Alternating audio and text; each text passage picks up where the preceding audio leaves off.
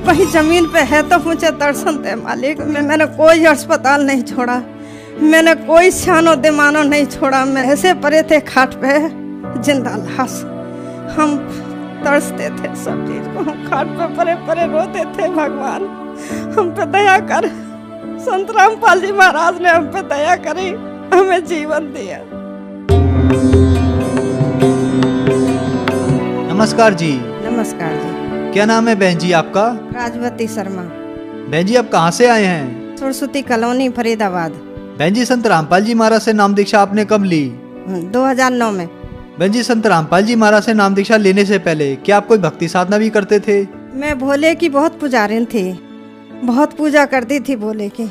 जहाँ भी कोई बता दो कि वहाँ भोले जमीन में निकले हैं, वहाँ दर्शन दिए, मैं वहीं पहुँच जाती थी। मैं बहुत व्रत करती थी भोले के, इतने व्रत करे मैंने भगत जी, बहुत ज़्यादा पूजा करी मैंने, कथा कीर्तन बहुत। मैं रात दिन भोले की पुजारिन रहती थी मैं। बहन जी आपने बताया कि आप भोले जी की भक्ति करती थी, कथा करती थी, कीर्तन करती थी, तो फिर इन सब भक्ति साधनाओं से आपको क्या लाभ मिले? कुछ भी लाभ नहीं मिला भगत जी, और कष्ट पे कष्ट आते गए मेरे को।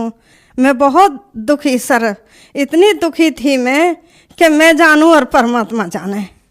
मैं इतनी भगवान को ढूंढती थी कि हे भगवान तू कहीं ज़मीन पे है तो मुझे दर्शन दे मालिक, मेरे कष्ट दूर कर। मैं भगवान की तलाश में रहती थी। मैंने कोई अस्पताल नहीं छोड़ा, मैंने कोई सियानो दिमानो नहीं छोड़ा। मैंने बहुत दुनिया भर के, मैंने बहू भी तेल छिड़क के पुलिस चौकी पहुंच गई हमारे खिलाफ। हमें टीबी की बीमारी थी और पित्त की थैली में पथरी थी, थायराइड भी था, और कोई पित्त की थैली का ऑपरेशन ही नहीं करता था। सफदरजंग में बहुत टेस्ट करवाए हमने, कहते थे तुम्हारी दिमाग की बीमारी है, हम तुम्हारी जान नहीं बचा पाएंगे। हम सफदरजंग से भी वापसी आएंगे, ना प्राइवेट में ना सरकारी में कोई भी हमारे ऑपरेशन नहीं करता था। और सर हम आए के घर बैठ जाते थे, रोने लगते थे। हमने कोई अस्पताल नहीं छोड़ा जहाँ नहीं दिखाया, हाँ हमारा ऑपरेशन नहीं करा। तुम्हारा दिमाग की बीमारी है, हम पे 4 कदम नहीं चले जाओ। टेस्ट करने को खून नहीं मिलता था, डॉक्टर ने हमारे कहते थे तुम्हारे शरीर में इतना भी खून नहीं है जो हम टेस्ट को ले लें, और हम कहाँ से तुम्हारा टेस्ट करें। हम घर आए के रोने लगते थे कि हमने क्या किया जो हमें इतनी बड़ी सज़ा मिल रही है। हम बैठ जाते थे परमात्मा की शरण में अपने की में, और भगवान को याद करते रहते थे। सब ने मना कर दिया। बहन जी आपने बताया कि आप जो भोले जी की भक्ति करती थी, कथा करती थी, कीर्तन करती थी, व्रत करती थी, इन सब भक्ति साधनाओं से आपको कोई लाभ नहीं मिले बल्कि हानि हुई। आपकी इतनी तबीयत खराब हो गई कि डॉक्टर ने आपको ऑपरेशन करने से मना कर दिया कि आपकी पित्त की थैली में पथरी है, दिमाग की बीमारी है, और भी बहुत सारी समस्याएं आपको थी। डॉक्टर ने आपसे कहा कि आपको खून की कमी है, हम आपको ऑपरेशन नहीं कर सकते। आपने बहुत सारे हॉस्पिटलों में दिखाया, बहुत सारे डॉक्टरों को भी दिखाया, तो फिर संत रामपाल जी महाराज के बारे में जानकारी आपको कहाँ से मिली?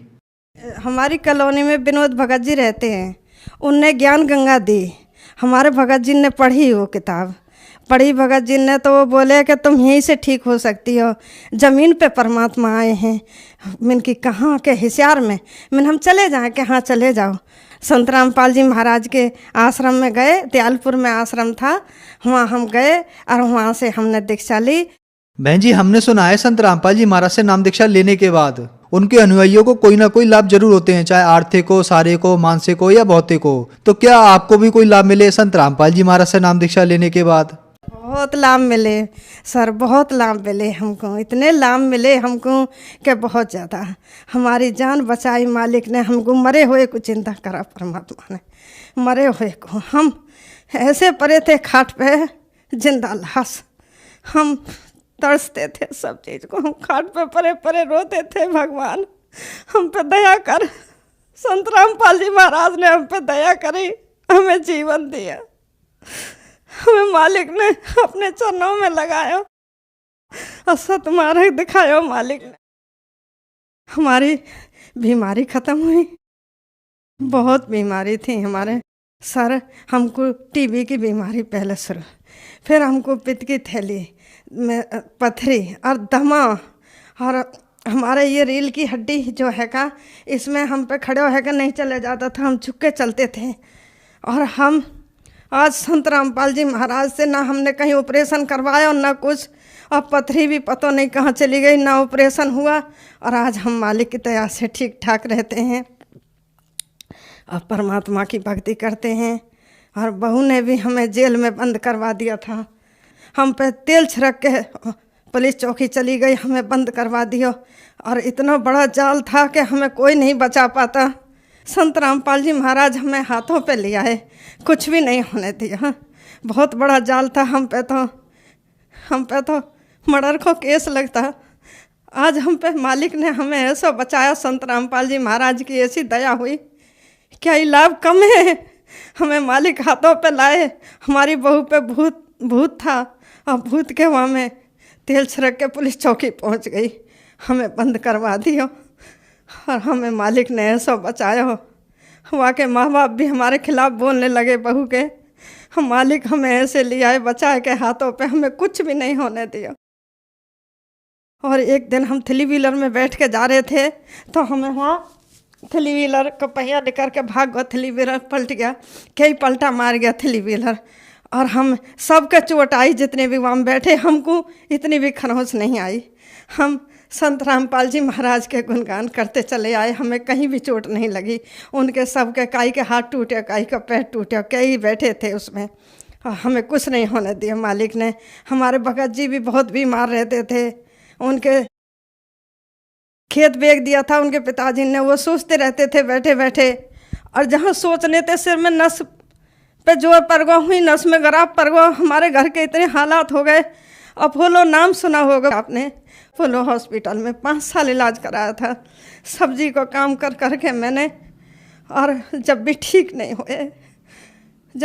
नहीं हुए हमें संत रामपाल जी महाराज की शरण में लाए। उनको हम वो 5-5 हम गोली खवा, एक गोली देते थे नशे की, और वो आते भी उन्हें नींद नहीं आती थी, एक महीना है जाओ उन्हें नींद नहीं आती थी, चक्कर आते थे, चलो नहीं जाओ हमारे भगत जी ने।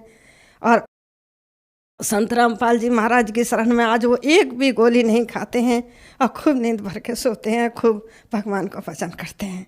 बहन जी, आपकी बहुत दुख भरी घटना है, आप बहुत ज्यादा दुखी थे। संत रामपाल जी महाराज की शरण में आने से पहले आपको टीबी की बीमारी थी, आपका एक फेफड़ा खराब हो गया था, एक ही रह गया था, आपको दमा की बीमारी थी, थायराइड थी, रीढ़ की हड्डी में भी दिक्कत थी। सारे डॉक्टरों के पास गए, डॉक्टरों ने मना कर दिया कि आपको दमा की बीमारी है, हम ऑपरेशन नहीं कर सकते। आपके पति को भी दिमाग की नस में परेशानी थी, वो जरा सा भी सोच लेते थे उनकी दिमाग की नस फटने को हो जाती थी। आपने बताया कि आपने 5 साल सब्जी बेचकर दिल्ली के अपोलो हॉस्पिटल में उनका इलाज कराया। तो इन सब बीमारियों से संत रामपाल जी महाराज ने आपको बगैर ऑपरेशन के ठीक किया।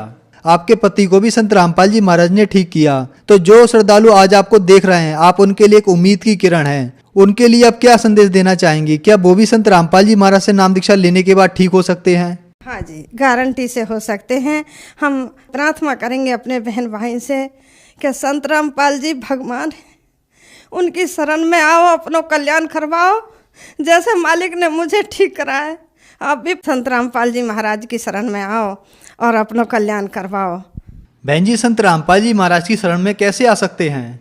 संत रामपाल जी महाराज के सत्संग आते हैं शाम को चैनल पे, वो एक पट्टी चलती है, उस पट्टी पे नंबर हैं, और जगह जगह नाम दाम खुले हुए हैं, और फ़ोन करो उस पर, जो पास में नाम दाम होगा वहाँ जाकर ले सकते हो आप। संत रामपाल जी महाराज जी से उपदेश ले और अपना कल्याण करवाओ। धन्यवाद बहन जी।